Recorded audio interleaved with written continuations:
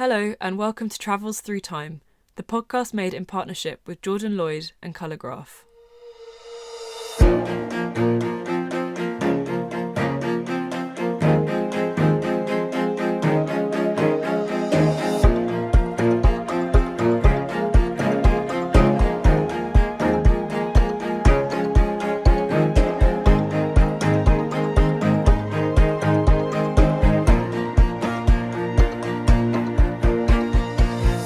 Hello, I'm Artemis Irvin, and in today's episode we're travelling back to witness the twists and turns of a 300-year-old mystery.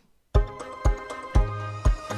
Prime Minister on the brink of death, political parties rife with factionalism, and a cultural war which divided the nation. I could be describing the last year in politics, but in fact I'm talking about the one we're discussing in today's episode, the year 1711. At the beginning of the 18th century, the country was still reeling from the events of the previous 60 years. The civil wars, the execution of the king, the invitation to a foreign monarch to come and take the throne, these are just a few of the political upheavals that had left deep and lasting scars on the British psyche. As such, while we tend to associate this period with the dawn of Enlightenment thinking, of religious toleration and freedom of the press, this period is equally defined by intolerance, censorship, and persecution. In today's episode, we visit a political scandal and mystery that in many ways seem to encapsulate some of these tensions and contradictions in British politics. Our expert guest on this journey is the writer, historian, and literary scholar Dr. Joseph Hone. Joseph is the author of 3 books, the first of which was shortlisted for the University English Books Prize in 2017. He currently teaches at Newcastle University, and his most recent book, The Paper Chase, is available to buy now. I spoke to Joseph just last week. Thank you so much for joining us on Travels Through Time today, Joseph. Thank you for having me, Artemis. So I thought we could just start by talking a bit about your book. I mean, I think it's such a great story and it's full of all of these incredible characters. I'm absolutely convinced that it needs to be turned into some really expensive, very bingeable period drama Netflix That would be show. nice, wouldn't it? Yeah, fingers crossed. But could you tell us a bit about the story and the main story in the book and how you first came across it? Sure. Well, the book opens in the summer of 1705 with a masked woman depositing the manuscript of a pamphlet with a printer just off Fetter Lane in London. And the printer's name is David Edwards. And he's reluctant at first to print this book because the kind of material it contains is definitely going to get him in trouble. This book, called The Memorial of the Church of England, it just goes way too far in its attack against the government. It condemns what its authors call a heretic fever lurking in the bowels of the Church of England, for which it blames some of the most powerful men in the land. Inevitably, this printer, Edwards, has to go on the run soon thereafter. He's got government agents chasing him down. And the book, in essence, follows this chase for the men and women who are responsible for this book. And the man who's the mastermind behind this chase is the person whom we're going to be talking about a lot today, Robert Harley. The Secretaries of State were entrusted with regulating the press in this period. They were the people who would bring a prosecution against a printer. They were the people who had agents out on the street infiltrating printing houses and working out who was printing what, when, why, and for whom. And undoubtedly the most significant Secretary of State in the early part of the 18th century is this man, Robert Harley. It's kind of testament to how amazing the source material must have been because the book is so vivid and so... I guess that's why I was saying it was making me think of a really compelling TV programme because it's, you really describe it and I really feel like I'm there. There's one bit in particular that I just wanted to flag up. It was a particular favourite of mine, which was when Mary Edwards, who's the printer's wife, is describing the various kind of undercover work that she does to try and figure out who the author of the memorial is. And this is it that she's told Harley or...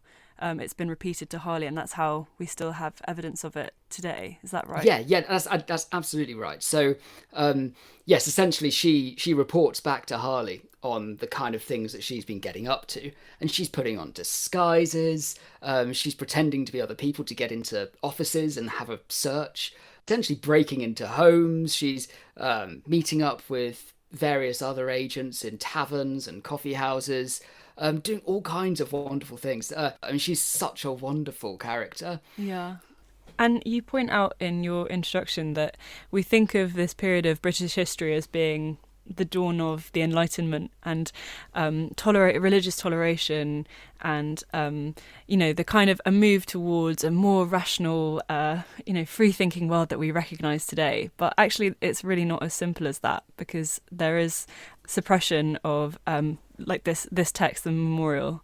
Yeah, absolutely. So I think we've really got a kind of a world that's on the cusp of something new, but is still deeply embedded in older ways of thinking, older ways of doing things. So, we've got people who are still thinking much the same way as they were 200 years earlier, but we've also got fringe figures who are on the edge of something really extraordinary. We're sort of perched on the cusp of enlightenment, but we're not quite there yet.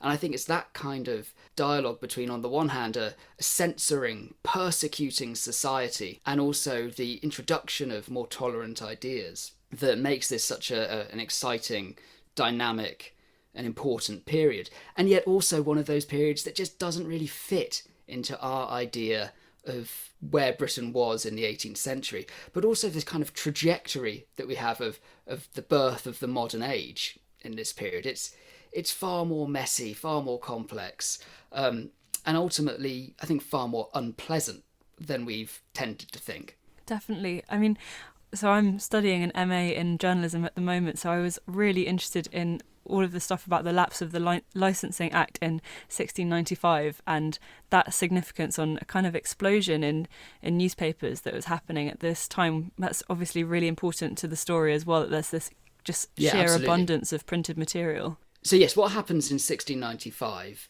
is the old system of press licensing, essentially of pre-publication censorship, is allowed to lapse. The Parliamentary Act regulating that is allowed to lapse. But that doesn't mean it's the end of censorship. I mean, there's a great historical tradition with people saying that 1695 was this wonderful date. That was the birth of the modern age. The classic Whig historian Lord Macaulay said that the end of the Licensing Act was more important than the Magna Carta. It was more important than the Bill of Rights. It was truly the moment that Britain became a modern, liberal society. And it's just nonsense. It's complete nonsense. What happens is that censorship shifts from being something that happens before a book's published to being something that happens after a book's published. In essence, you've got freedom of speech, but you haven't got freedom after speech. If you print something that the authorities think is seditious, then they're going to pursue you, and they're going to pillory you, and they're going to burn that book. I think we should probably move on to the year that you've chosen to speak about today. So if you could travel back in time to any year, what year would you choose? I think it would be 1711. Before we go to your first scene of 1711, a memorial of the Church of England came out in 1705. So this is 6 years later. So what's happened in between that time that's going to inform the events of 1711? So in many ways, the case has gone cold, as it were. Harley has chased suspects all over town, but he hasn't really got anywhere. And in 1708, he's fallen from power. And I think it's important to say that Harley really is one of the most natural politicians of the 18th century, perhaps ever to have lived. He's got this reputation as a kind of arch schemer, someone of diabolical cunning, this Machiavellian figure. One of his nicknames is Robin the Trickster, because he knows all the parliamentary procedures. Another is the Backstairs Dragon, because he's always found in those kind of servant stairs in the back rooms in Whitehall. But in 1710, there's this big event, the trial of Henry Sacheverell, who's this big high church firebrand preacher who's been impeached for saying some rather politically unsavoury things. But Harley sees that at this trial, the winds of public opinion are changing. Previously, they'd been blowing for the Whigs, Harley's rivals. But suddenly, there's a lot of sympathy for Sacheverell in the air, a lot of Tory sympathy for Sacheverell. And so Harley can see, well, maybe I should be allying myself to the Tories right now. Maybe I can use this to get myself back into power. So he's climbing up the greasy pole in 1710, but that position that he's just on the edge of is still quite precarious. So it's only in the spring of 1711, which is where I want to take us to, that he's consolidating his position and he's truly establishing himself, I think, as Britain's first Prime Minister. So I think that takes us perfectly to our first scene that you're taking us to, which is a Wednesday night in February 1711. So would you like to tell us where we are and who we're with? Sure. Essentially, we're knocking at the front door of the Bell Tavern in King Street in Westminster. We're making our way upstairs and going into one of the large upstairs private rooms in this tavern. And when we open the door, we're finding 70 or 80 people, all of whom are Tory MPs, backbench Tory MPs, many of them newly elected in the general elections. So they don't have any parliamentary experience, a lot of them. They're a bit unruly, and they're drinking, they're smoking, and they are plotting against this man Harley, who they can see has ridden the political winds that they have carried him on. We've got brilliant testimony about this club from none other than Jonathan Swift, famous author of Gulliver's Travels. But at this stage of his career, he's one of Harley's key allies, the key propagandist for Harley. And he's reporting to his friends that this group that meets in the Bell Tavern is called the October Club. And they meet every evening at a tavern near Parliament to consult affairs, Swift says, and drive things on to extremes against the Whigs, to call the old ministry to account and to get off 5 or 6 heads. In other words, what Swift's saying is there's this factious extremist group of backbenchers who are really unsatisfied with Harley, not because he's a Tory, they like that, but because he's not Tory enough. He's not persecuting the old Godolphin regime. And essentially they're saying that Harley's too much of a moderate and needs to come over more to their side. So it's a pressure group, essentially, meeting in the upstairs rooms of these taverns. And what was the aim of the October Club? What do you think what were they wanting to see happen in Britain? They had 3 core aims, really, that they would discuss while guzzling on this October beer and smoking mundungus.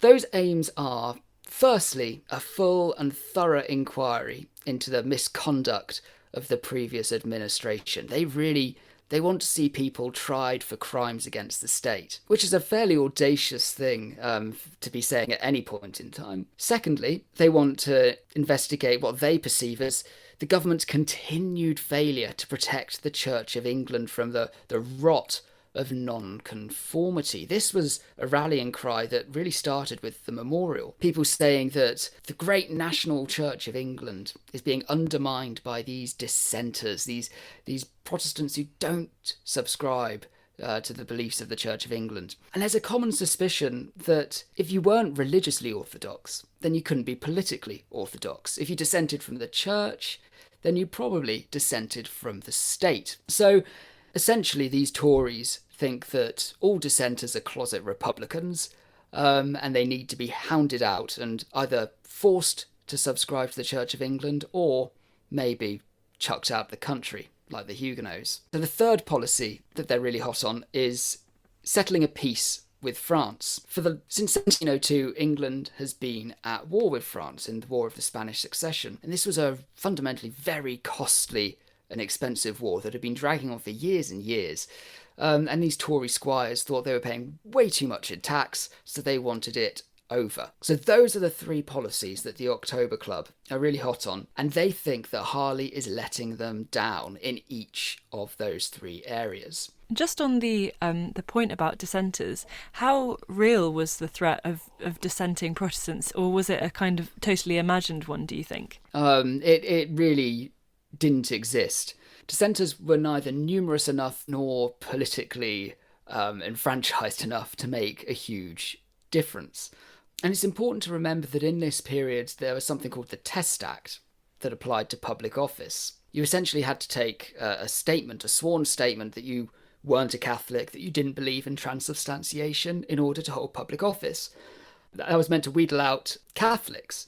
But it also applied to dissenters, Protestant dissenters as well. And they could get around this by a practice known as occasional conformity. In other words, they'd go to church every now and then to sort of tick some government boxes, and that meant they could then take full part in state activities. But there's a real sense of unease with Tories about occasional conformity. They don't like it one bit. For them, they fundamentally think that in order to be a fully fledged member of the English state, you've got to be a fully fledged member of the English Church. Part of the rallying cry of the memorial is that occasional conformity has to be outlawed. And it isn't for many years. And then in 1711, we start to see that cry really become much louder. Once again, thanks to the October Club. So they, in some ways, they kind of resuscitate the rallying cry that the memorial first gave in 1705. And this fear is kind of it's a bit of a hangover, isn't it, from the Civil War, because that's where the association between Protestant dissenting and republicanism was first formed. And absolutely. It's something that really struck me reading about the various ideological conflicts in this book, that this is a nation that is still kind of reeling from the political and social trauma of the 17th century, Yeah. It's like the fighting never stopped. Yeah, exactly. It's like the most, I was kind of thinking about this, like, is it the most politically traumatic century? I'm sure lots of historians of different centuries would say that their one was the most politically traumatic century for British history, but I think they'd be wrong. I think the 17th century is without doubt the most politically traumatic in Britain. Yeah. Not only do you have the execution of a king and the revolution in 1688 to 89, often scholars separate out, I think, the 17th century into two halves. They hinge it around 1660. This period called the Restoration is somehow seen as separate from the civil wars, as though everything changes in 1660 and we get, the Enlightenment starting to happen. And it's just not true. I think that the scars of the civil wars absolutely take decades to heal. And I think we're well into the 18th century before those scars fully heal. Maybe we're getting up as far as the American Revolution. So the October Club are meeting in the Bell Tavern and they're plotting against Harley. What is their conclusion? What is even in their power to achieve at this point? I mean, there are newly elected MPs, they're backbenchers. What kind of power and tools do they have available to them to get Robert Harley in the place they want him to be? That's a really interesting question, because in some ways, because Harley is such an experienced parliamentary operator, he finds it very difficult to manage these political neophytes because they just don't play by the rules. And so Harley's finding it immensely difficult to whip them all into line and to get them on his side. One of Harley's strategies for turning things around is really what we might call now spin. Harley is a pioneer of political spin. I've already mentioned Jonathan Swift, who is one of his chief writers. The other one is Daniel Defoe, famously the author of Robinson Crusoe. And Swift and Defoe are writing pamphlets for Harley, kind of supporting this idea of a political centre ground, a politically moderate government that could have some Tories and some Whigs and bring everyone together into a happy middle. That's Harley's aim. Harley hates the idea of being enthralled to a single political party. And so a hung parliament is exactly what he wants, because he can pick off people on either side and have this middle ground. But in 1710, there'd been a Tory landslide. So the problem that he has is that the Tory party are now really, really powerful in a way that he hadn't necessarily expected. So he's really trying to manage this rabble in the best way that he can. And they're starting to prove quite dangerous for him. With the next scene, that's the thing that kind of turns it around. So I think we kind of end here with Harley in a slightly precarious state. So what happens next? What's the next scene that you would like to visit in 1711? We're going to fast forward by a month to the 8th of March, and a chilly afternoon in the Secretary of State's offices, the Cockpit buildings in Whitehall. Now, the 8th of March is significant for a couple of reasons. One, it's Queen Anne's accession day. It's the anniversary of her coming to the throne. So everybody is a bit dressed up. Everybody, is going off to feasts in the evening. So it's a day where you don't really want to be doing too much business.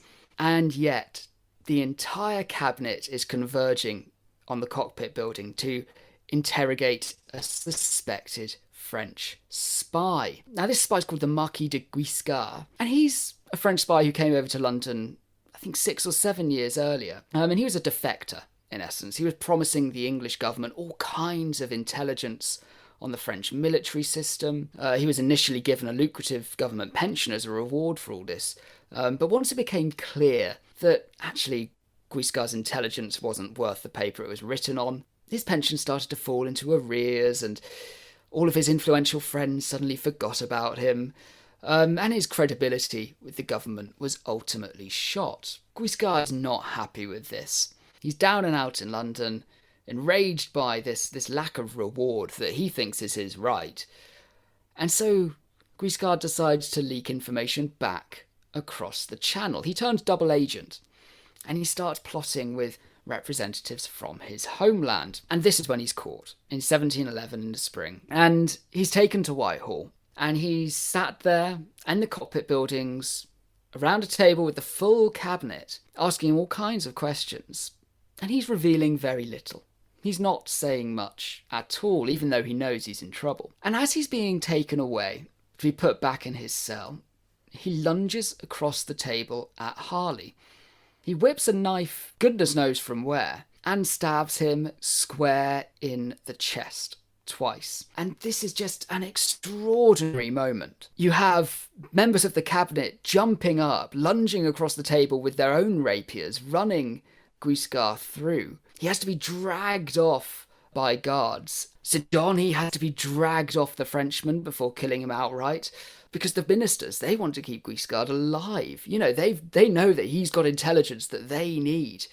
They need to finish this interrogation. And as I mentioned a moment ago, it's the anniversary of Anne's accession, so everybody's dressed up, and that includes Harley. And to mark the anniversary, he's wearing his best waistcoat, pale blue silk, but it's thickly embellished with gold thread. And on top of that, he's got a heavy woolen overcoat lined with buckram. And so as the blade slices first through the wadding of the coat, then into this gold embroidery, the force of the blow is weakened. And that means that when the knife strikes into Harley's breastbone, it snaps. And so Guiscard manages this second jab, but he's dragged away before he manages to do any real damage. Now, for a few hours, Harley's survival does seem to hang in the balance. But his wound's clean, it's treatable. After a few weeks in bed, he's going to be back on his feet. But this would-be assassin, Guiscard, he's not so lucky. Because in the ensuing fracas, Guiscard himself is run through by St. John. And now, doctors are called to the scene immediately to try and keep Guiscard alive. But inevitably, the wounds go fetid, and he dies a week later in Newgate.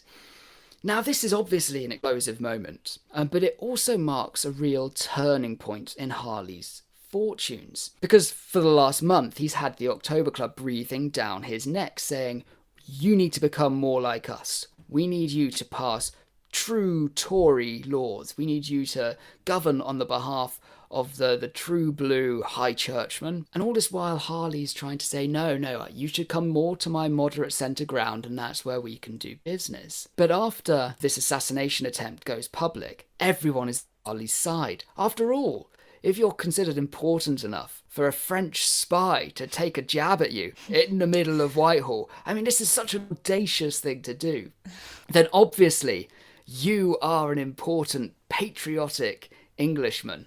And so this is when we start to see the turning point in Harley's fortunes. This is where we start to see public opinion to his side. Oh, it's absolutely gripping stuff. I particularly love that thing about his clothes protecting him, and it just happened to be on that day. And if it had been any other day, that might have been the end of him. It's just it could well have been. Yeah, wonderful kind of historical coincidences that I love. So the reaction is an overwhelmingly positive one for Harley. It is, but there's also a few sort of unsolved puzzles that come out of this moment. One of them is that this man who I mentioned, Henry St. John, who is Harley's deputy at the time, he's just as ambitious as Harley, and he's also very nearly as skilled when it comes to the kind of underhand aspect of politics. And St. John, as soon as he's out of Whitehall, he seems to start putting it about that he was the real target of the assassination attempt. He starts whispering into people's ears, including Swift, saying, "Ah, yes, but Guiscard really meant the knife for me. It's just that Harley was in the way." So you can see that you've also got St. John here trying to turn the situation to his advantage. While his mentor is out of the way, maybe he'll be able to step forward and fill this power vacuum. He's a young, hot-blooded Tory who can really rise to the moment, he thinks. And so there's that unsolved puzzle there. But we've also got another puzzle, which is where the hell did this knife come from? You know, if Guiscard is working as a lone agent, which it seems he was, how did he manage to smuggle a knife into the heart of Whitehall and try and assassinate Britain's Prime Minister? This is shocking. And we know where he got this knife. Or at least we know Harley thinks he got this knife. And this is due to an astonishing document that survives in the British Library. And it's a copy of a pamphlet. So naturally, there are lots of pamphlets about this event, all saying how heroic Harley has been to survive the attempt on his life. But this particular copy of this pamphlet was Harley's own copy. And where the pamphlet reports that there was simply a penknife used for sharpening quills by the clerks, and it had just been left in the chamber by some careless clerk, and as Guiscard was dragged into the chamber, he managed to somehow pick it up from a table and slip it up his sleeve. Harley himself, in his own copy, crosses through this with an elaborate flourish of his pen, and scribbles in the margin that no, this is not true. The knife was given to Guiscard by one of the guards. Now, there's a couple of potential suggestions here. One is that maybe he'd been brought some food, some bread and cheese before this interrogation. You know, he was sitting there for hours and hours and hours, and that this guard had just forgotten to take the knife back. Guiscard might have snuck it into his pocket or up his sleeve or whatever. But there's also a more sinister implication here. Perhaps there was something bigger going on. You know, we just don't know. But either way, it's certainly not as cut and dried an episode as the press tries to make it out to have been at the time. I mean, I suppose Harley was a man who spent his entire life investigating coups and plots and intrigue, so you could imagine that he would be prone to interpret something like that as being part of a wider plot, you know. Absolutely. For the And there's also rumours that, you know, Harley is the political intriguer of his day. And so, is it truly beyond thought that he might have engineered the whole thing himself? There are rumours spreading that Harley had actually engineered this opportunity to bolster his reputation. He knew that he wasn't quite where he needed to be. He knew that his grasp on the Tory party was slipping. And how might he get it back? Well, surviving an attempt by a French assassin was a pretty damn audacious way of consolidating your reputation. But, you know, maybe it was something that he had orchestrated. Don't think it was, looking at, you know, Harley's own recollection of the event. But again, it's something that's being put out there by disgruntled MPs, maybe members of the October Club, maybe it's his deputy, Henry St. John. We just don't know. But either way, there are murmurs of discontent out there. And I remember reading in your book that the Queen Anne, is meant to have cried all night when she hears about this attack on Harley, because they were quite close, weren't they? They were. And indeed, that's one of the ways that Harley really gets back into power, is because the Queen likes him. The other members of the triumvirate, Godolphin and Marlborough, you know, they'd been loyal servants of Anne for years and years and years, decades even. But she never really liked them in the way that she liked Harley. Harley used to brief the Queen secretly after hours on precisely what was going in Parliament. He was seen as a trusted aide to Anne. So the fact that she was particularly cut up by this episode is no real surprise.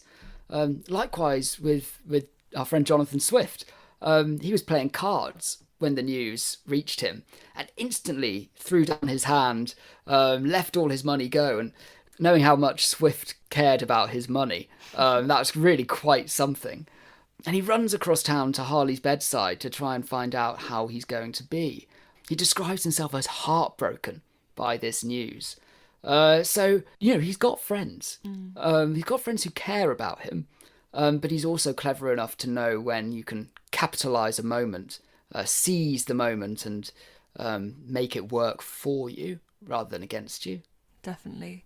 I think just for any film fans who are listening, I thought it was interesting that Harley's niece is Abigail Masham, who is the subject of the film The Favourite with Olivia Colman that came out a couple of years ago. That's right, isn't it? It is, yes. Yeah. And Harley himself, he's in the in film. it. I think it's Nicholas Hoult who plays him. Yeah. And he's a slightly foppish character.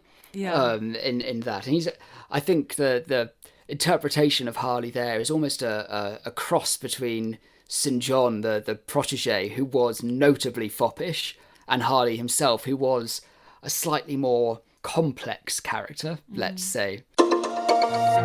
Hi, I'm Artemis. At Travels Through Time, we're incredibly proud to be partnering with Jordan Lloyd, one of the world's leading visual historians. His extraordinary photo colorization work has appeared on the covers of National Geographic, Life, and People magazines, and he's worked on special projects for titles like The Times of London and NPR. Through his expertly researched and detailed work, Jordan has brought to life some of the most famous events and people from modern history, whether it's his portrait of Abraham Lincoln or his sweeping panorama of the D-Day beaches in 1944. One of my current favourites is a photograph taken on the 1911 Terra Nova expedition to the Antarctic. The original shot is strange and beautiful, and it shows just how otherworldly parts of our planet can sometimes look, but the image is completely elevated by the deep and icy blues that Jordan's colorization work brings out. This, alongside many others, are available to buy as prints, and they make an unusual and striking present for that friend or family member of yours who loves the past. To find your favourite historical image, have a look at Jordan's site at www.colourgraph.co. So he's been attacked. He's sat in bed, stuck at home, out of the action, but he is enjoying the reputation that this attempt on his life has given him. And he recovers, obviously, luckily. That takes us to our third scene. It does. Just over a month later. So he's in bed for 6 weeks. He's keeping up to date on pamphlets and on events in Parliament. One of the pamphlets that crosses his lap while he's in bed is a reprint of the Memorial of the Church of England, the book that the paper chase explores. And there's a new introduction there saying that, actually, no, Harley has survived this assassination attempt, and therefore maybe he's not so bad as we used to think he was. But generally speaking, yeah, that's absolutely right. He's enjoying how his reputation is being burnished by this event.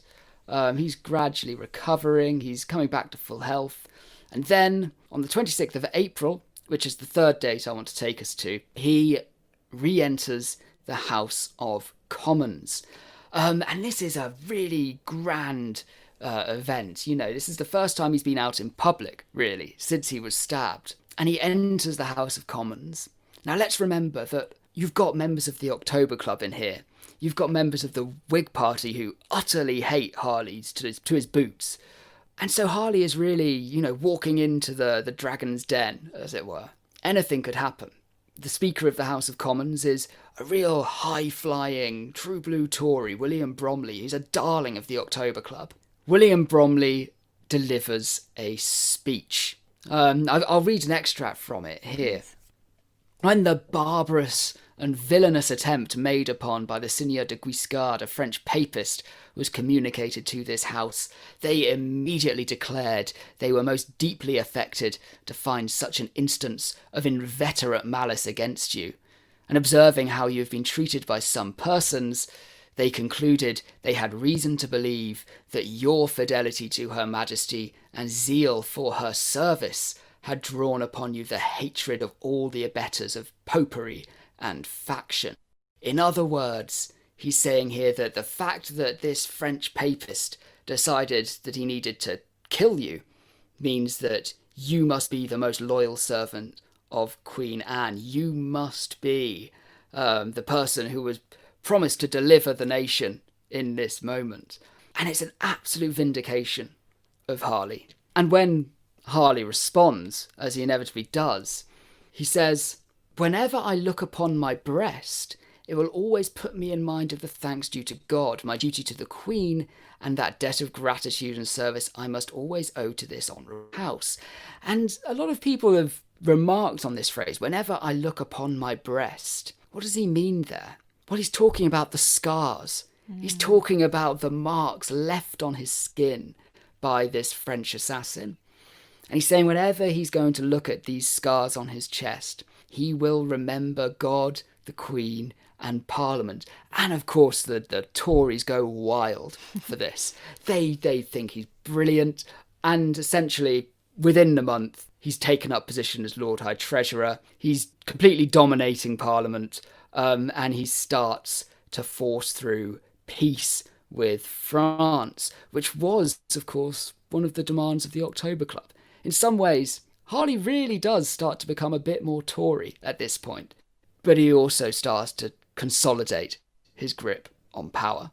And do you think up to now, his kind of straddling of the two parties, is that the one foot in with the Tories and still kind of consolidating with the Whigs, is that born out of a genuine belief in moderation and centrism, or is it more of a political tool? His moderate principles are absolutely held. There is no doubt whatsoever that Harley was, to his boots, a moderate. He started life as a Whig, then he became a Tory. He was raised as a Puritan, and then he became a high churchman. And that's because I think he thought he was staying constant to himself, that he was always staying true to what he believed in. He saw just the parties around him start to shift. I think that's what Harley would have said. But at this moment, he realises that he can't really govern in the way that he'd like. He'd like, as I mentioned earlier, to have members of Parliament from both sides drawn to him as a single moderate government figure. But he realises the Tories are just too powerful at the moment, and that maybe the only way to blunt their most egregious impulses is to join them, is for him to say, "Fine, you in the October Club, I'm going to do what you ask. I'm going to outlaw occasional conformity. I'm going to work for the church. I'm going to arrange peace with France. But I'm going to do it on my terms." And that's how I think Harley, he simultaneously stays true to himself, and he also answers their call. He sort of sells out, but not quite. And that's just a matter of political expedience. He's clever enough to know which way the winds are blowing. In 1710, when he saw the Tories were on the up, he attached himself to them. In 1711, when he saw that he had a bit more power, he said, "Okay, you come with me." And this kind of shifting path that he manages to weave through the politics of this era, a testament, I think, to a huge amount of political skill, but also to this genuinely held belief in moderation. And this moment in April 1711, and is that the pinnacle of Harley's career? This is him, he's basically made it at this point. Yeah, absolutely. So I think this is when he consolidates power. All through 1710, as I said, he's climbing that greasy pole, and this is when he finally gets to the top, and he's made it. Now, sure, you've still got the October Club snapping at his ankles, but its teeth have been pulled, And after another couple of years, Harley does finally manage to get his peace treaty settled. And so, 1711, I think, really is the absolute pinnacle of his powers. And it carries right through till 1713, early 1714. And then, sadly, things sort of go wrong for Harley. His deputy, who I mentioned, Henry St. John, starts plotting against him in earnest. Harley's daughter, whom he loved dearly, died. He turns to the bottle. He becomes a bit more cryptic in the way that he deals with the Queen. The Queen gets really fed up with this. She really cites his cryptic manner of speech as a reason why she just can't be dealing with him anymore. And a week before the Queen herself dies in August 1714, she fires Harley. She says, "Nope, I'm not having any more of this." And Henry St. John, the man who had stabbed his assassin, the man who sort of engineered all those rumours and murmurs about Harley orchestrating this plot against his own life, that's who replaces him. After the death of the Queen, we have the start of the Georgian era in 1714, but George can't be dealing with Harley. Harley was loyal to Queen Anne, but he certainly isn't going to be loyal to George. And plus, George and his ministers really thought that the peace treaty with France was a terrible idea. They initiated an impeachment against Harley very quickly after taking power. And Harley ended up in the Tower of London for years. Wow. And it was really a hard downfall for a man who had once been at the absolute pinnacle of political life in Britain. Well, they say, don't they, that every political career ends in failure. So before we head back to the present, you're allowed to bring a memento with you from 1711. That would be the broken knife that snapped in Harley's chest. The knife that Guiscard used for his attempted assassination of Harley. That's a good one. Because we know he gave it, we know it ended up in Swift's hands.